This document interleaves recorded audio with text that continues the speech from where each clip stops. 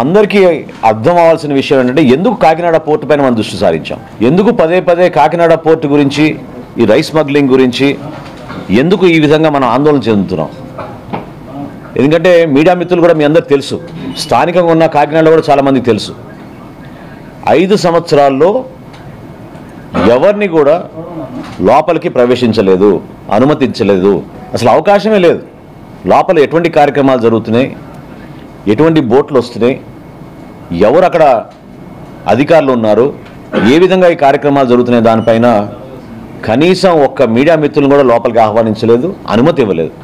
పక్కడబందీగా వ్యూహం మేరకు ఎవరిని రానియకుండా ఒక పెద్ద కాన్స్పిరసీ చేశారు. దాన్ని ఈరోజు నేను మీకు వివరిస్తాను.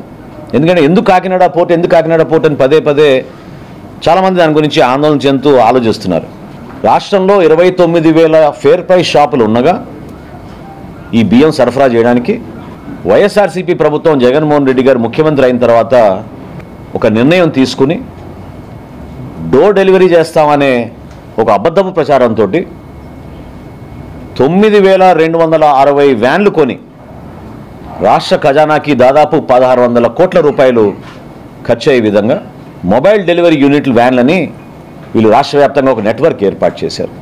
29,000 ఫేర్ ప్రైస్ షాపులు ప్రతి నెల 1వ తారీఖు నుంచి 15వ తారీఖు వరకు ఉదయం నుంచి సాయంత్రం తెరిచి ఉండి వినియోగదారులు ఎప్పుడు వచ్చినా వాళ్ళకి సరుకు అందించే విధంగా ఎన్నో సంవత్సరాలు జరుగుతున్న ఒక మంచి ప్రక్రియని వీళ్ళు పక్కదారి తీసుకెళ్ళి వాళ్ళ స్వలాభం కోసం ఈ వ్యాన్లు తీసుకొచ్చి ఈ వ్యాన్ల ద్వారా రాష్ట్ర వ్యాప్తంగా నెట్వర్క్ ఏర్పాటు చేసుకుని బియ్యం సేకరించడం మొదలుపెట్టారు. ప్రభుత్వానికి 43 రూపాయల 40 పైసలు ప్రతి కిలో ఖర్చు అయ్యే ఈ బియ్యాన్ని క్షేత్రస్థాయిలో వీళ్ళు 10 రూపాయలకే తీసుకుని వెళ్ళిపోవడం, చాలా చోట్ల మీరు సరైన సమయంకి రాలేదు, వ్యాన్ వెళ్ళిపోయింది కాబట్టి మీకు సరుకు ఇవ్వమని చెప్పడం, చివరికి ఎంఎల్ఎస్ పాయింట్ల దగ్గర నుంచి కూడా గోతాలు తీసుకుపోయే సందర్భాలు ఎన్నో ఉన్నాయి.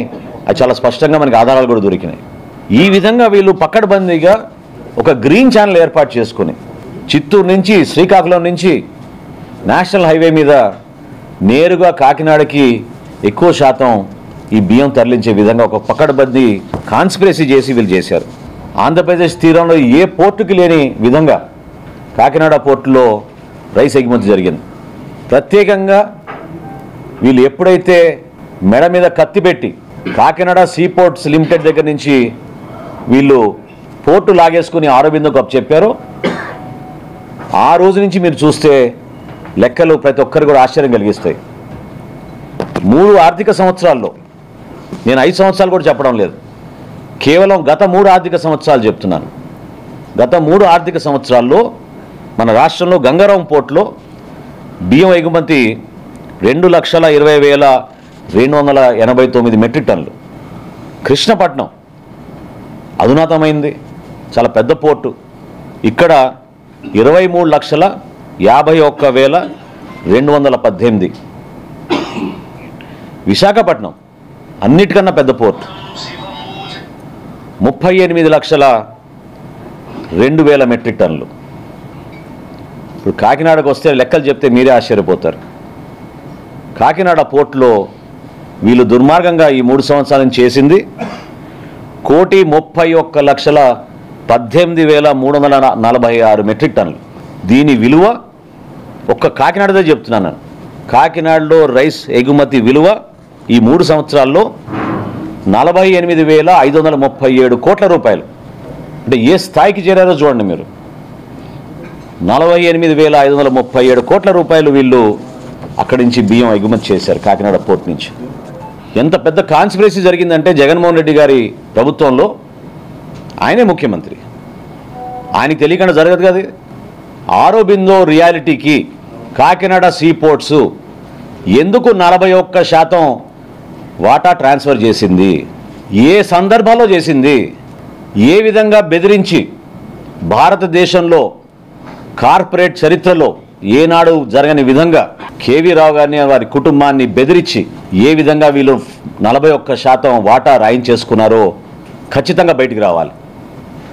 కాకినాడ సీ పోర్ట్స్ లిమిటెడ్కి ఆరోబిందో రియాలిటీ ఏ విధంగా దూరింది. గతంలో కూడా బియ్యం ఎగుమతులు జరిగినాయి, కానీ ఈ స్థాయిలో ఎప్పుడు జరగలేదు. నేను ప్రత్యేకంగా మీకు 3 సంవత్సరాల గురించి ఎందుకు చెప్పానంటే ఇది ఆరోబిందో ఆ పోర్ట్ని టేక్ ఓవర్ చేసిన తర్వాత అసలు ఊహించని విధంగా కృష్ణపట్నంతో పోల్చుకున్న, విశాఖపట్నంతో పోల్చుకున్న 1,31,00,000 మెట్రిక్ టన్నులు కాకినాడ పోర్ట్స్ నుంచి వీళ్ళు బియ్యం ఎగుమతి చేశారంటే ఒకసారి ఆలోచించాలి. ఇందులో ఇంకొక పెద్ద కుంభకోణం ఉంది.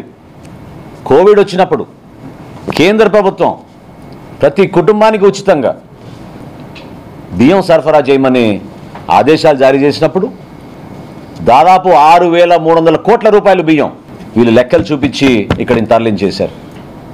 2020, 2021, 2022 ఈ 4 పోర్టులు కూడా నేను మీకు చెప్పిన లెక్కలు కోవిడ్ అప్పుడు జరిగిన ఎగుమతులు. లేకపోతే అసలు రైస్ ఎక్స్పోర్ట్ లేదు ఆ పోర్టుల నుంచి. ఓన్లీ కాకినాడ పోర్ట్ నుంచి రైస్ ఎక్స్పోర్ట్ ఉంది. మొత్తం కేంద్రీకృతం చేసి వ్యవస్థని వాళ్ళ గుప్పిట్లో పెట్టుకుని జిల్లా అధికారులు, పోలీస్ యంత్రాంగం, విజిలెన్స్ యంత్రాంగం అందరినీ వీళ్ళు పూర్తి స్థాయిలో కేవలం వాళ్ళ స్వలాభం కోసం ఉపయోగించుకున్నారు. మీడియా మిత్రులకు అందరూ తెలుసు, పుంఖాలుగా మీరు రాస్తూ ఉన్నారు. గతంలో ఎప్పుడైనా ఈ విధంగా బియ్యం సేకరణ జరిగేదా? ఒక వ్యవస్థను ఏర్పాటు చేశారు. 1000 కేసుల పైన నేను మంత్రి అయిన తర్వాత ఈరోజున రాష్ట్ర వ్యాప్తంగా బుక్ చేశాం.